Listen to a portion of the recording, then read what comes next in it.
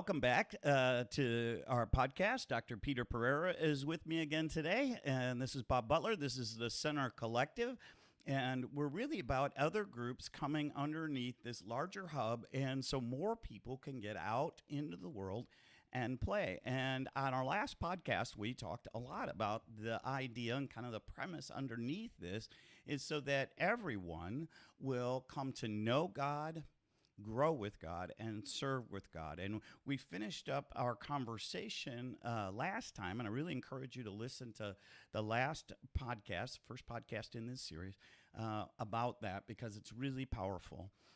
We were at Hebrews 12:2, and we were talking about trying to be the finisher of our faith. Who is the true finisher of our faith?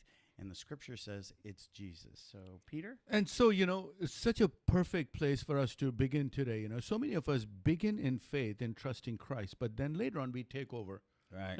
Oh my gosh. We start making an effort in our human senses, in our human strength. So I want to be this, I want to do this. So we begin to slowly switch to the ideas of the laws and the ideas of humanity. And we try to see that as a faith that I'm trying to do for God. The more you relax in faith and you allow the Lord to finish your faith, the more you'll move forward. And I think we see that in the book of Galatians, where Paul comes very strongly to remind the people that they began in faith and they were slowly switching to what others were telling him. So this is what we're encouraging you, my friends. He's the author. He's our finisher. Keep looking to him.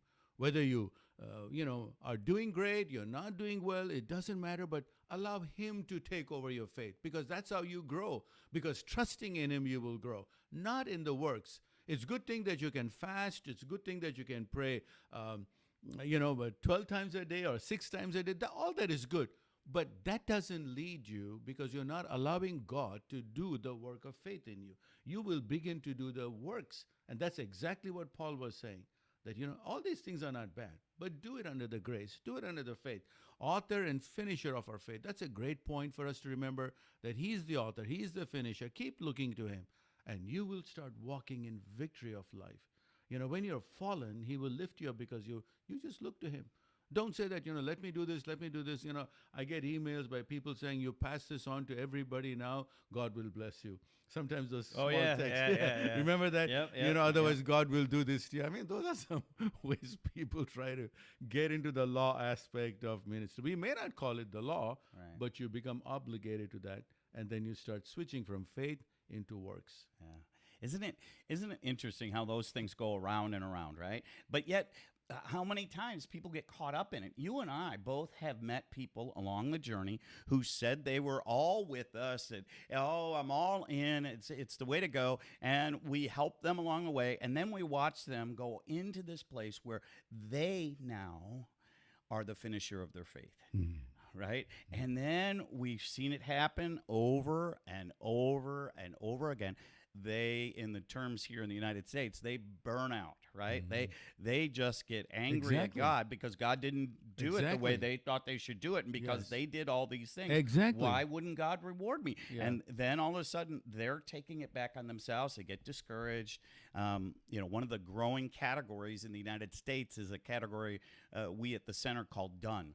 That is, Christians Bible-believing Christians who love Jesus, but they get so wrapped up in doing, and the law of the current church have almost become current Pharisees, and then they stop because it's so fruitless. As we talk about growing, right?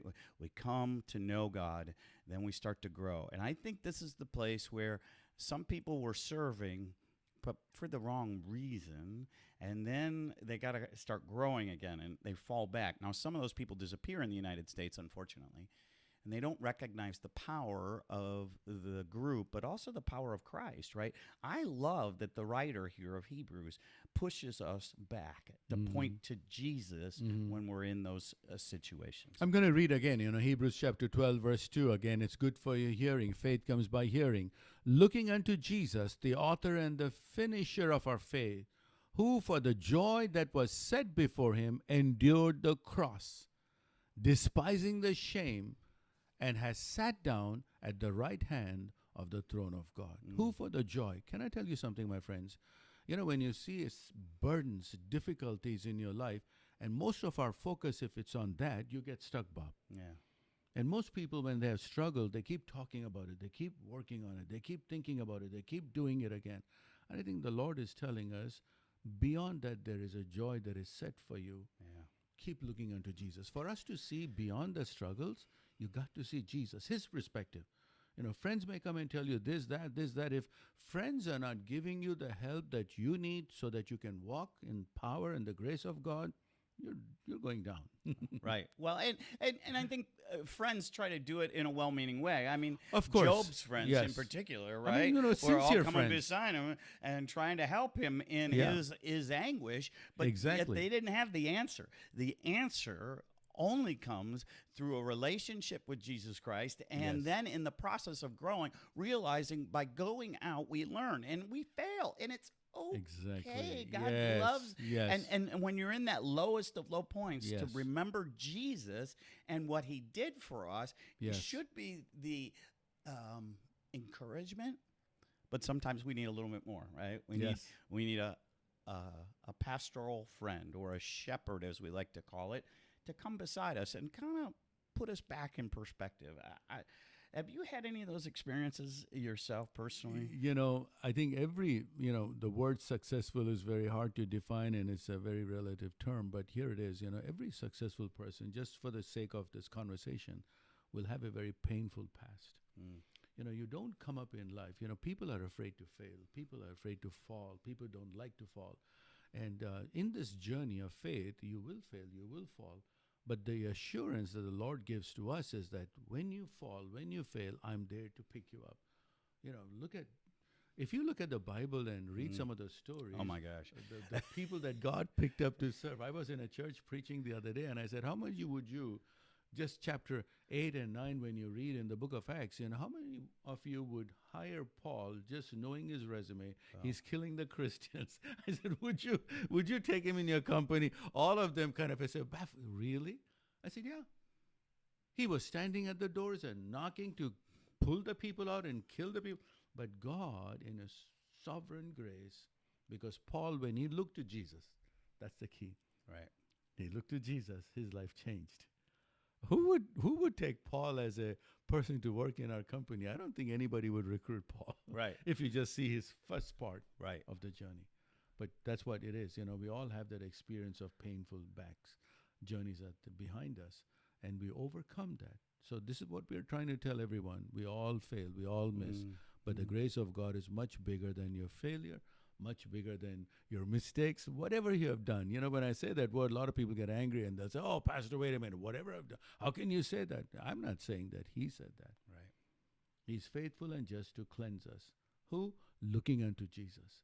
And I think when you look into him, he will show his hands and says, I paid that price for you. Remember Thomas who was asking, right. I want to put that finger and say, he says, you know, Thomas, you doubt me, but I love you. Here, see.